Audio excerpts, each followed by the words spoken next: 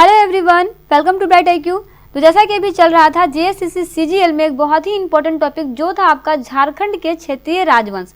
झारखंड के क्षेत्रीय राजवंश में हम लोग झारखंड का मुंडा राज्य को पूरी तरह से समाप्त कर चुके हैं। आज के पार्ट में हम लोग पढ़ने वाले हैं छोटा नागपुर खासकर नागवंश। इसका भी एक पार्ट कंप्लीट हो चुका है। तो आज हम लोग बेसिकली पढ़ने वाले हैं छत्रकर्ण के बारे में। छत्रकर्ण का काल जो है वो बेसिकली 1451 से लेकर 1469 तक चला। तो इसमें बेसिकली हम लोगों को फर्स्ट टॉपिक जो देखना है वो ये है कि छत्रकर्ण तथा प्रतापकर्ण लोधी वंश के समकालीन एक प्रतापी नागवंशी राजा था। क्वेश्चन में आ सकता है कि लोधी वंश के समकालीन एक प्रतापी नागवंशी राजा कौन था, या फिर प्रतापी नागवंशी राजा कौन कौन थे, या फिर कौन था। तो आपका हो जाएगा छत्रकर्ण तथा प्रतापकर्ण। दोनों में से कोई भी ऑप्शन रहे वो आपका ऑप्शन सही होगा। चलिए इसका नेक्स्ट टॉपिक देखते हैं जो है आपका कि छत्रकर्ण के काल में विष्णु की मूर्ति कोराम्बे में स्थापित की गई। तो ये भी आपको याद रखना है कि विष्णु की मूर्ति कोराम्बे में कब स्थापित की गई, तो वो था आपका छत्रकर्ण के काल में। छत्रकर्ण के काल में कोराम्बे में क्या स्थापित की गई, तो वो है आपका विष्णु की मूर्ति। तो ये आपको याद रखना है।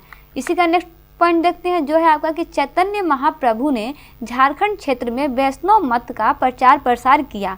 किसने झारखंड में वैष्णव मत का प्रचार प्रसार किया, तो वो है आपका चैतन्य महाप्रभु। या फिर क्वेश्चन में आए कि चैतन्य महाप्रभु ने झारखंड में किसका प्रचार प्रसार किया, तो वो है आपका वैष्णव मत का प्रचार प्रसार किया। चलिए अब हम लोग बढ़ते हैं नेक्स्ट टॉपिक की तरफ। नेक्स्ट टॉपिक में हम लोग को देखना है राम शाह के बारे में। राम शाह का काल जो है वो बेसिकली 1690 से लेकर 1715 तक चला।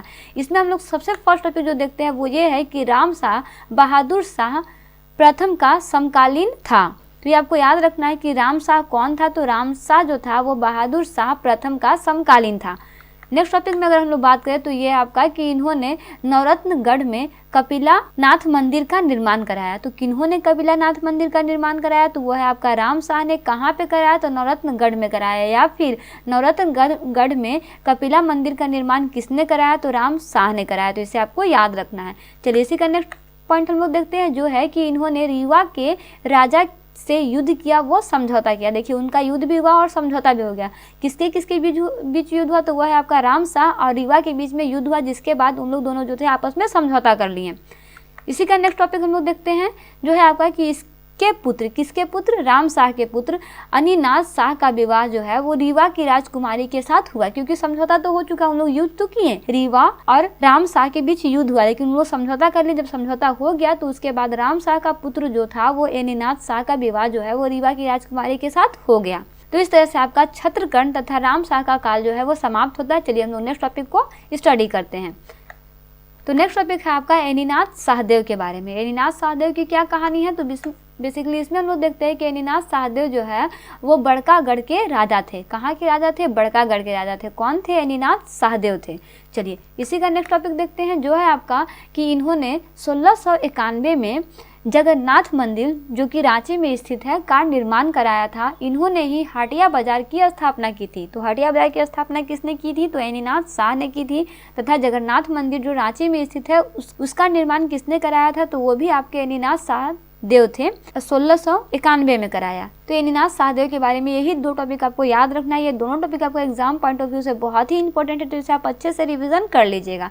चलिए इसके बाद में नेक्स्ट हम लोग पॉइंट देखते हैं। नेक्स्ट है आपका यदुनाथ शाह के बारे में। यदुनाथ शाह के बारे में हम लोग को क्या स्टडी करना है, तो बेसिकली यह राम शाह के बाद नागवंशी शासक बना। राम शाह के बाद कौन नागवंशी शासक बना, तो वो है आपका यदुनाथ शाह।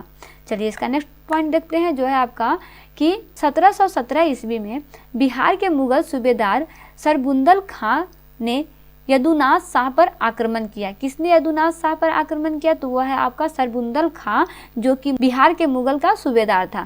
जिसके परिणाम स्वरूप यदुनाथ शाह ने 1 लाख रुपए मालगुजारी देना स्वीकार किया। तो इस तरह से 1 लाख रुपए मालगुजारी किसने दिया, तो वो आपका यदुनाथ शाह ने दिया। किसे दिया, तो सरबुंदल खां को दिया जो कि बिहार का मुगल सूबेदार थे। क्यों दिया, क्योंकि वो इस पर आक्रमण किया था। इसके परिणाम स्वरूप इन्हें मालगुजारी के रूप में 1 लाख रुपए देना पड़ा। ये कब की बात है, तो ये आपका 1717 की बात है। तो ये भी आपको इस टॉपिक में याद रखना है। इसी का नेक्स्ट पॉइंट है आपका कि सरबुंदल खां के आक्रमण के पश्चात अपने राज्य को सुरक्षित रखने हेतु यदुनाथ शाह ने अपनी राजधानी दोईसा से पालकोट स्थानांतरित कर दी। तो आपको ये टॉपिक याद रखना है कि कब यदुनाथ शाह ने अपनी राजधानी को स्थानांतरित कर दिया। कब अपने राजधानी को चेंज कर दिया, जो कि दोईसा से क्या कर दिया, पालकोट कर दिया। तो कब किया, तो सरबुंदल खां के आक्रमण के पश्चात किया, या फिर सरबुंदल खां के आक्रमण के पश्चात यदुनाथ शाह ने अपनी राजधानी का क्या नाम स्थानांतरित किया, तो वह है आपका पालकोट, जो कि पहले क्या था, दोईसा था। तो इस तरह से आपका छोटा नागपुर खास का 4 टॉपिक जो है वो कंप्लीट होता है। अभी और 2 टॉपिक इसमें बचे हुए हैं, उसको हम लोग स्टडी करेंगे बट नेक्स्ट पार्ट में। तो मिलते हैं नेक्स्ट पार्ट में एक इंपॉर्टेंट टॉपिक के साथ। अगर वीडियो में कोई भी प्रॉब्लम हो या फिर कहीं पे कोई भी टॉपिक में कोई भी इशू हो तो आप कमेंट बॉक्स में कमेंट कर सकते हैं। Thanks for watching, like share and subscribe bright IQ।